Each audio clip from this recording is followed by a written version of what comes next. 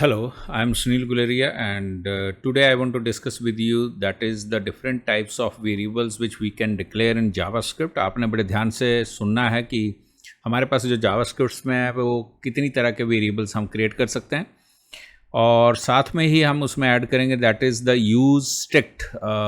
हमारे पास एक क्लॉज है, सो उसका क्या रोल हमारे पास JavaScript में हो सकता है। तो उसके लिए सबसे पहले आपने VS कोड ओपन करना है।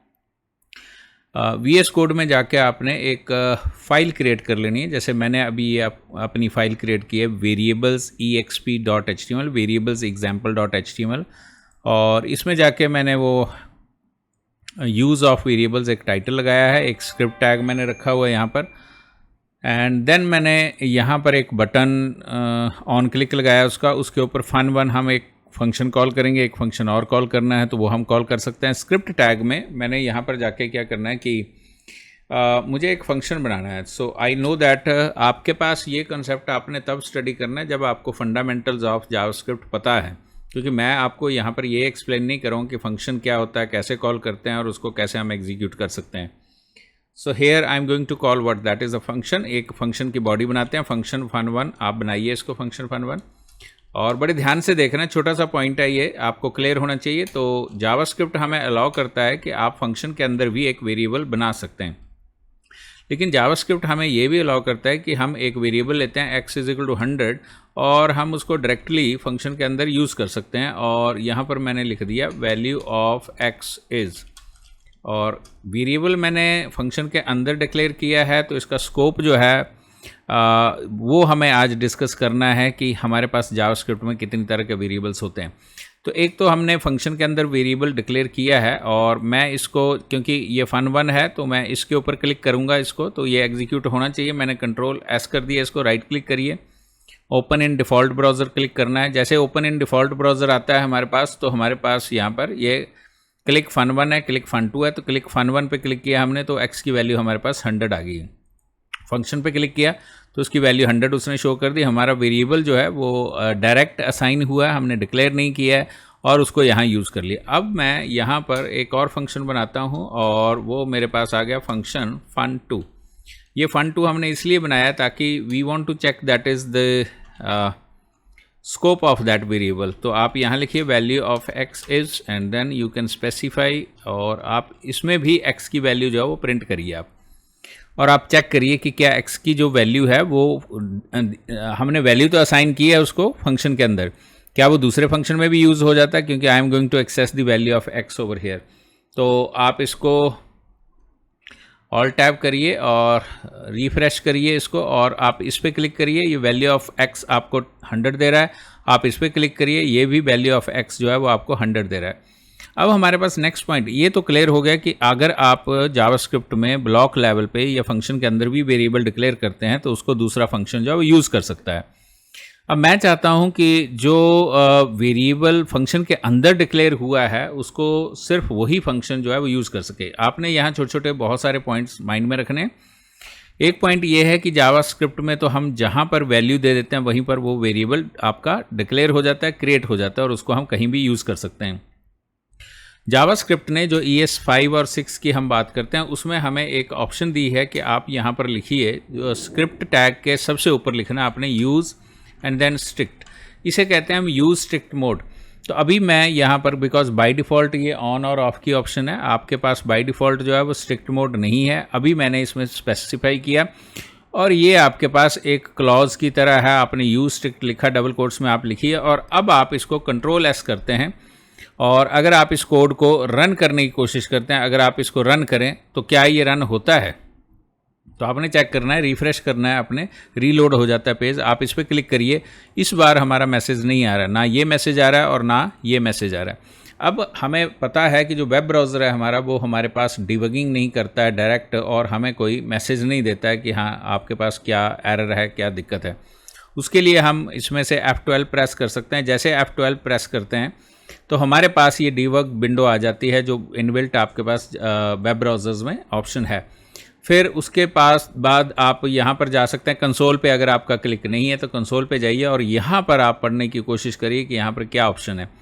तो वो कह रहा है कि री reference error, x is not defined. तो इस बार हमारे पास क्या हो गया कि x जो है इज़ नॉट डिफाइंड का एरर आपके पास आ रहा है। इससे इसका मतलब है आप यहाँ पर कुछ और चीज़ें भी ऑब्जर्व कर सकते हैं। मैंने अभी कंसोल पे देखा है, कंसोल पे आपके पास एरर आ गया, तो यहाँ से आपको कुछ आइडिया मिल जाता है कि मेरे पास जो वो जो कोड नहीं एग्जीक्यूट हुआ उसके पीछे क्या कारण है। अब आप फिर वापस आते हैं और इसको अगर आप रेक्टिफाई करना चाहते हैं तो रेक्टिफाई करने के लिए आप अपने VS कोड में जाइए। यूज स्ट्रिक्ट आपने ध्यान रखना है कि यूज स्ट्रिक्ट मेंशन करने से हमें ये फ़र्क पड़ता है कि इसके बाद अगर आप जावास्क्रिप्ट में, बिकॉज ये हमने स्क्रिप्ट लेवल पे लिखा है, स्क्रिप्ट लेवल पे यूज़ होता है, अब इस स्क्रिप्ट में आप जो है कोई भी वेरिएबल ऐसा यूज़ नहीं कर सकते जिसको आप डिक्लेयर ना करें। अब आपको ये वेरिएबल डिक्लेयर करना पड़ेगा। वेरिएबल डिक्लेयर करने के लिए आपके पास ऑप्शन है, आप VARX भी कर सकते हैं। मैंने यहाँ सेमीकोलन लगाया, इसको मैंने कंट्रोल S किया। Now this is actually the declaration of your X variable. लेकिन यहाँ आपने नोटिस किया होगा कि ये जो X वेरिएबल मैंने डिक्लेयर किया है, ये मैंने दोनों फंक्शंस के बाहर, that is at the top of the function. So इसको हम स्कोप वाइज अगर डिस्कस करें तो इसका स्कोप जो है ग्लोबल हो गया। अब आपने इसको सेव किया, सेव करने के बाद आप वेब ब्राउज़र में जाइए, रिफ्रेश करिए and try to run this. अब हमने रन करने की कोशिश की है तो वो इसमें 100 आ गया, और इस पर क्लिक करेंगे तो इसमें भी 100 आ जाएगा। क्यों? क्योंकि हमारा जो वेरिएबल है वो हमने डिक्लेयर कर दिया यहाँ पर। तो यूज स्ट्रिक्ट मोड जो है वो आपको क्लियर हो गया होगा कि इसमें आपको वेरिएबल जो है वो डिक्लेरेशन आपके लिए कंपलसरी हो जाती है। अब मेरे पास एक नेक्स्ट ऑप्शन है कि मैं चाहता हूँ कि ये जो x है ये सिर्फ इसी फंक्शन का लोकल वेरिएबल रहे। तो जो लेटेस्ट आपके पास जावास्क्रिप्ट आया ES5 एंड ES6 ऑनवर्ड्स, उसमें उन्होंने आपको एक कीवर्ड दे दिया लेट। अब मैंने जो ब्लॉक के अंदर वेरिएबल बनाया है x, उसके साथ लेट लगाया। अब ये जो लेट कीवर्ड है, it is used in JavaScript to declare your local variable. अब ये जो x है, ये इसका fun1 का जो x है, this is local variable of this fun1। तो ये वाला x जो है दिस इज ग्लोबल, और ये वाला x इसका लोकल हो गया। इसका मतलब कि इस x की जो वैल्यू है वो इसी फंक्शन के अंदर x में यूज होगी, और यहाँ पर जो x की वैल्यू है वो ये वाली यूज नहीं होने वाली है। तो मैं यहाँ पर एक वैल्यू दे देता हूँ, लेट्स सपोज 90 मैंने वैल्यू दे दी है। अब हमारे पास दो x वेरिएबल्स हैं, एक जो है वो ब्लॉक के बाहर है और एक जो है वो आपके फंक्शन के अंदर है। तो जो फंक्शन के अंदर है वो लोकल हो गया और जो फंक्शन के बाहर है वो ग्लोबल हो गया। यहाँ इस फंक्शन में x की जो वैल्यू आएगी वो ये वाली आनी चाहिए, और इस फंक्शन के अंदर जो लेट लगाया है वो सिर्फ इसी के अंदर यूज़ होगी, वो इसके अंदर यूज़ नहीं होने वाली है। यहाँ पर आपके पास fun2 को क्लिक करेंगे तो 90 आउटपुट आनी चाहिए। अब इस आउटपुट को हम चेक करते हैं। तो ब्राउज़र में जाइए, रिफ्रेश करना नहीं भूलना आपने, क्योंकि वो रीलोड होता है। उसके बाद आप क्लिक fun1 पे क्लिक करिए, ये आपकी 100 वैल्यू आ गई है, और अगर आप इस पर क्लिक करते हैं तो आपकी 90 वैल्यू आ गई है। तो इससे ये क्लियर हो गया कि आपका जो वेरिएबल है वो वेरिएबल इसके अंदर जो यूज़ हो रहा है वो पब्लिक वेरिएबल आपका यूज़ हो रहा है, और लेट वेरिएबल जो है आपने डिक्लेयर किया है, और ये आपका एक लोकल वेरिएबल डिक्लेयर करना हो जाता है। और लेट के साथ जब हम वेरिएबल डिक्लेयर करते हैं तो उस नाम का दूसरा वेरिएबल हम नहीं क्रिएट कर सकते हैं, वो ओवरराइड नहीं करता उसको। सो ये था आपके पास लेट और यूज स्ट्रिक्ट और ग्लोबल वेरिएबल VAR के साथ आप कर सकते हैं।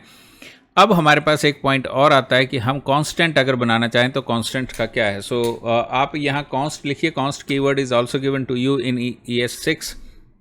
तो means the latest version of JavaScript में हमारे पास कांस्ट भी दिया गया है। कांस्ट मीन्स p की एक वैल्यू ले लीजिए, is equal to let's suppose 900 अगर आपने कर दिया है। अब ये जो कांस्ट p बनाया हमने, तो इस p की वैल्यू जो है वो हम आगे जो है किसी भी फंक्शन में या आगे कोड में इसको चेंज नहीं कर सकते हैं।